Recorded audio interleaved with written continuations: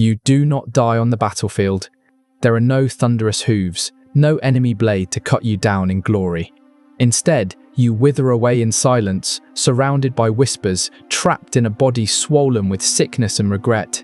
That is the fate that awaits you. Not as an ordinary man, but as Kublai Khan, the grandson of Genghis, the ruler of the largest empire the world had ever known. Before we continue, if you enjoy uncovering the hidden truths behind famous personalities, consider hitting that like button and subscribing for more content like this. And please comment below to let me know where you're listening from. Before the end came, before the humiliation, there was triumph. You were born in 1215 into a legacy, so heavy it could crush anyone. The blood of Genghis Khan ran in your veins, and with it came a weight of expectation. You were not just another Mongol warrior. You were heir to an empire forged in fire and terror, a realm that stretched from the Pacific coast to the gates of Europe. Unlike many of your kin, who valued only the bow and the sword, you hungered for more. You studied the rituals of the Chinese, embraced their scholars, and welcomed artists to your court. You listened, observed, and remembered. To the Mongol generals hardened by decades of conquest, you were different, but you were also brilliant. When you rode into war, your strategies carried both the fury of the steppe and the patience of a statesman. By 1260, your years of battle and politics carried you to the throne of Great Khan. For the first time in history, a foreigner sat upon the dragon throne of China. You declared yourself the founder of a new dynasty, the Yuan. The grasslands of Mongolia, the crowded streets of Chinese cities, the fertile rice fields, the deserts of Central Asia, all bent to your rule. Your capital, Khanbalik, modern Beijing, became the heart of the empire. Unlike the simple tents of your ancestors, here stood marble halls, golden roofs, wide avenues, and bustling markets filled with spices, silks, and precious stones. To your people, this was proof the Mongols were not mere conquerors. They were rulers of civilization itself. Trade flourished as caravans crossed the Silk Road, carrying not only goods, but also ideas. Astronomers, engineers, doctors, and poets found their way to your court. It was in this glittering moment that a young Venetian named Marco Polo arrived. He walked the streets of Khanbalik and saw marvels that no European king could match. To his readers back home, you became something more than a ruler. You became legend. Polo spoke of endless banquets, palaces of unimaginable wealth, and a sovereign who commanded the riches of the known world. But behind the splendor, cracks began to form. The empire was too vast, too heavy to carry. Every conquest brought new cultures, new languages, and new rebellions. The harder you tried to hold the empire together, the more it strained against you. Yet in those days, your ambition knew no bounds. You turned your eyes across the sea, to the islands of Japan. In 1274, you sent your fleet, but storms wrecked it. You returned in 1281 with one of the largest armadas history had ever seen, over 4,000 ships and more than 140,000 men. The world had never witnessed such force upon the sea. Victory seemed inevitable, but nature itself turned against you. Typhoons smashed your fleet to splinters, sending thousands of your men to watery graves. The Japanese called these winds kamikaze, divine winds, believing their gods had saved them from the Mongols. For you, it was humiliation beyond words. Years of planning, uncountable silver, and the lives of tens of thousands, all gone in the fury of the storm. Still, your ambition did not end there.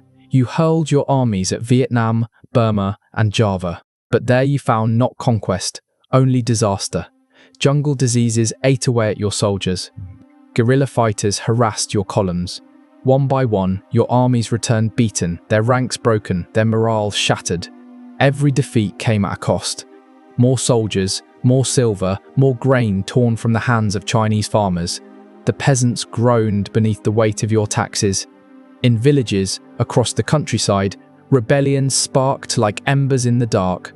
The mandate of heaven, that sacred belief that the gods favored a ruler, was beginning to slip from your grasp. And then came the tragedy that no army could withstand. In 1281, your beloved wife, Empress Chabi, died. But to you, she was far more. She was the steady hand that soothed your temper, the wise voice that tempered your ambition, the only person who could calm the storm inside you. She had embraced Buddhism, showing compassion to those under your rule, even the Chinese who often despised their Mongol overlords. Her death was not just the loss of a wife, it was the loss of your anchor. Without her, you were unmoored. The conqueror who had once stared down empires now collapsed inward. You turned to wine, to endless feasts, to food that dulled the ache inside your chest. The warrior became a prisoner of grief. And as you sank deeper into sorrow, the empire began to fracture around you. Ministers schemed, generals whispered, rebellion simmered in the fields.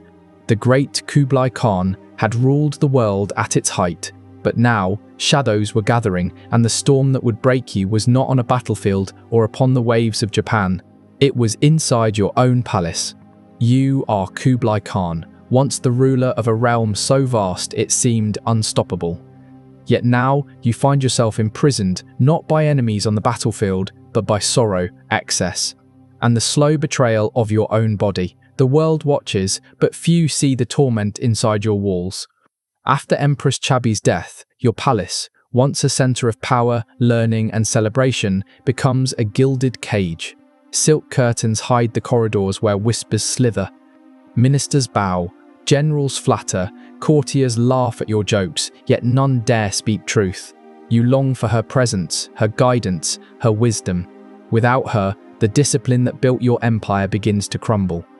You turn to wine, seeking courage that the mind cannot muster, and to feasts that temporarily drown the ache in your chest. Tables overflow with roasted meats, exotic fruits, and rivers of wine, as if the sheer abundance could fill the void she left behind. But indulgence only slows the inevitable. Your body grows heavy, your legs swell. Gout twists your joints into agony. Walking, even with help, becomes torture. You recall the armies that once obeyed your command, without question, the generals who had feared and respected you. Now, they look at you differently, not as the unstoppable conqueror, but as a man succumbing to flesh and sorrow. The loyalty that once bound them frays. Whispers of rebellion and dissatisfaction snake through the court. Every decision you make is slower, weaker, weighed down by distraction and grief. Even as your empire spans continents, your authority falters.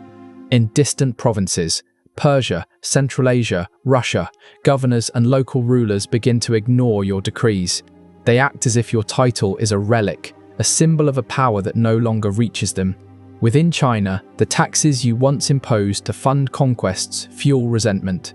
Farmers whisper about the lost mandate of heaven, convinced that the gods have abandoned a ruler who cannot protect them from famine, disease, or oppression. Your mind, once sharp as a sword, grows clouded. Ministers who have served you for decades suddenly fear your suspicion. Generals once celebrated as heroes are dismissed or quietly executed. Fear spreads like wildfire. The palace, filled with riches beyond imagination, becomes a place of tension and terror. Every smile hides a dagger. Every compliment carries a hidden motive. You watch from your golden throne, but your vision of the world has narrowed. Your health deteriorates alongside your authority. Chronic pain gnaws at your body. Your once brilliant eyes dull. Strokes leave you struggling to speak. Infections fester. Fatigue dominates every hour. Your empire is still large on paper, yet fragile in reality, teetering like a tower built on sand. The failed invasions of Japan, Vietnam, and Java were not only military disasters, but psychological wounds. Each loss chipped away at the aura of invincibility you once commanded. No longer did distant lands tremble at your approach. Your fleet, once a weapon of destiny, became a reminder that even the mightiest can fall to forces beyond human control, typhoons, disease, and the resilience of local peoples. In China, rebellion simmers.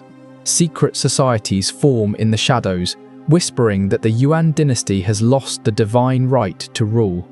Farmers, pushed to starvation, strike out with pitchforks and torches. Bandits seize roads and canals, making trade treacherous. Even in the capital, merchants grow bold, sensing that your grasp is weakening. Every day brings new reports of discontent, but few dare tell you the truth. The flattery and fear surrounding you become a cocoon, isolating you further from reality. Your grief and indulgence spill over into paranoia. Ministers and generals once loyal find themselves accused of treachery. Even your closest advisors hesitate to speak, for a wrong word could be their last. Shadows stretch through the palace halls as fear replaces the camaraderie that once held your court together. Those who serve you do so out of self-preservation, not devotion. And yet, despite all this, you still cling to the image of the invincible conqueror. You parade in golden robes, surrounded by attendants, pretending that strength remains. But the mirror shows a different truth: swollen limbs, a body racked by pain, a mind haunted by loss. The empire you built with fire and steel now trembles on the brink of collapse. Outside your palace, the people sense weakness. Farmers rise in small, defiant clusters. Rebels in the countryside light bonfires at night to signal their resistance. In secret temples and hidden gatherings, monks and scholars whisper that the mandate of heaven has shifted. The world that once bowed to your command begins to tilt, sliding toward chaos. You are surrounded by gold, silk, and power. Yet none of it can shield you from the inevitable decay of body and empire. Every day, the contrast grows starker, the sumptuous banquets inside your palace against the starving masses outside, the lavish halls against the crumbling infrastructure, the obedience of courtiers against the rebellion of provinces. Even as winter approaches, bringing cold and sickness, your body grows weaker. Pain dominates every movement. You struggle to rise from your bed. Gout and swelling immobilize your legs. Your breath comes in harsh gasps. Physicians try every remedy, herbs, poultices, prayers, yet nothing eases your suffering. The empire's heartbeat slows alongside your own. And in these final years of your reign, one truth becomes unavoidable. No army, no treasure, no genius can protect a man from his own body, his own grief, or the inexorable decay of the world he once controlled.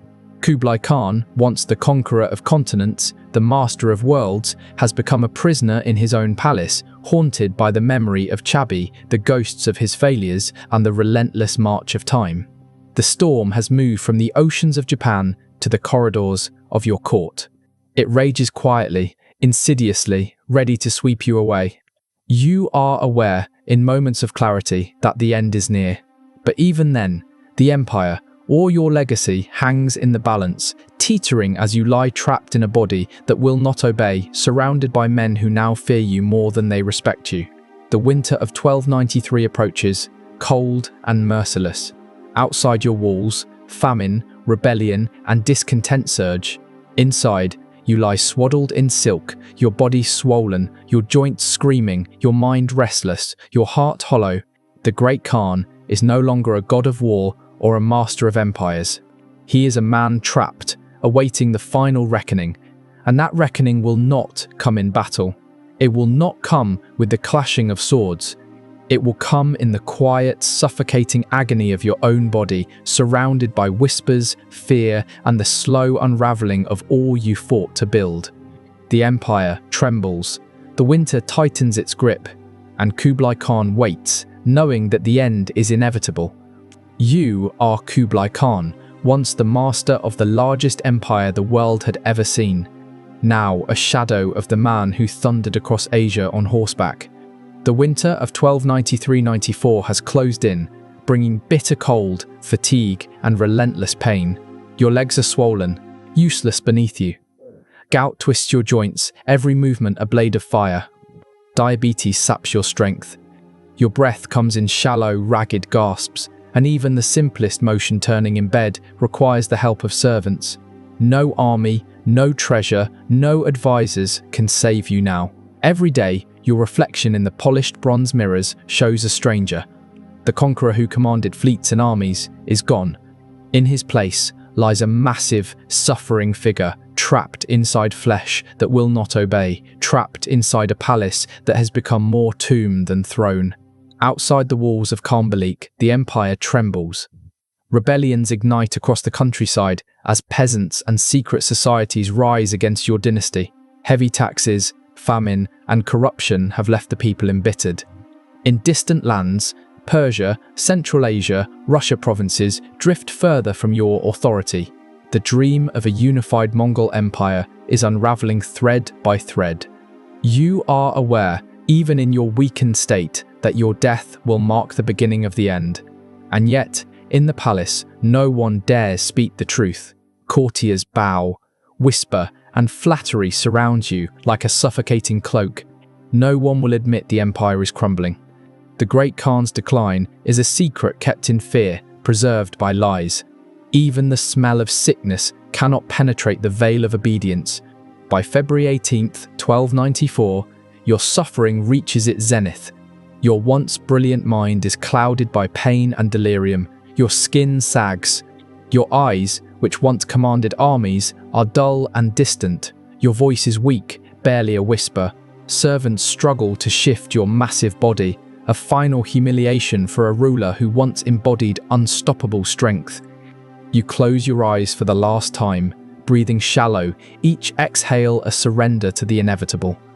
At 78, an age rare for the time, you pass from this world, not in glory, but in the slow agony of a body betrayed. Death, however, does not end the drama. For the Mongols, burial was a sacred act, a matter of protecting power even beyond life. Your body, enormous and imposing, must be hidden from enemies and grave robbers. The exact location of your tomb is shrouded in secrecy, as with your grandfather, Genghis Khan.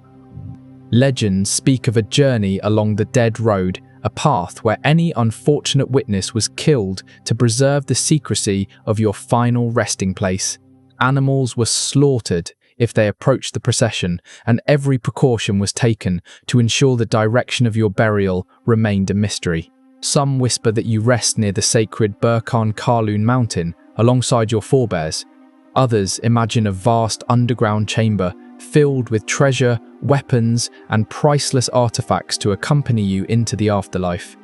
Whether truth or myth, these tales reflect the awe and fear you inspired, even in death. You disappear into legend, your mortal decline erased by the shadow of mystery surrounding your tomb. Yet the world you leave behind is irreversibly changed.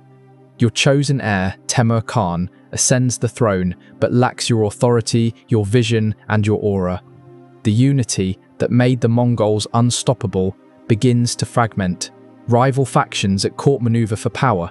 Governors in distant provinces ignore orders. Rebellion spreads across the countryside. The Yuan dynasty, which once ruled the breadth of China and beyond, clings only to the northern provinces.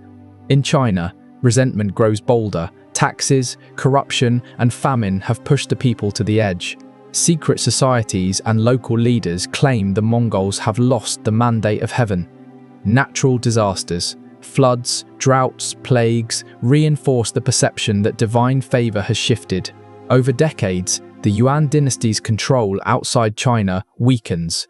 The Golden Horde in Russia, the Ilkhanate in Persia, and other Mongol states drift away, pursuing independent paths. The dream of a single Mongol empire fades like smoke in the wind. By 1368, the final blow arrives. The Red Turban rebels capture Beijing, expelling the Mongols and establishing the Ming dynasty. Your dynasty, begun with your brilliant conquests and vision, survives less than a century, yet your story does not end in obscurity. You remain the figure who first brought China fully under Mongol rule, who opened the empire to the world, and whose reign shaped centuries of history. And still, the image of Kublai Khan lingers, not just as a conqueror, but as a man undone by his own humanity. Excess, grief, illness, and isolation revealed the fragility of even the greatest rulers. You were larger than life, yet even you could not escape the limits of flesh, the inevitability of mortality, or the consequences of overreaching ambition. In the end, every empire falls, and every emperor is human. The palaces you built, the wealth you amassed, the armies you commanded, all were temporary. Even the greatest conqueror is subject to decay. Your legacy lives on not just in maps or chronicles, but in the stark reminder that power, no matter how vast, cannot shield one from the most relentless forces: time, disease, grief, and the slow unraveling of the world you leave behind. Your victories shape the world. Your decline teaches a deeper truth. Even the strongest, the most brilliant, the most feared, they all die.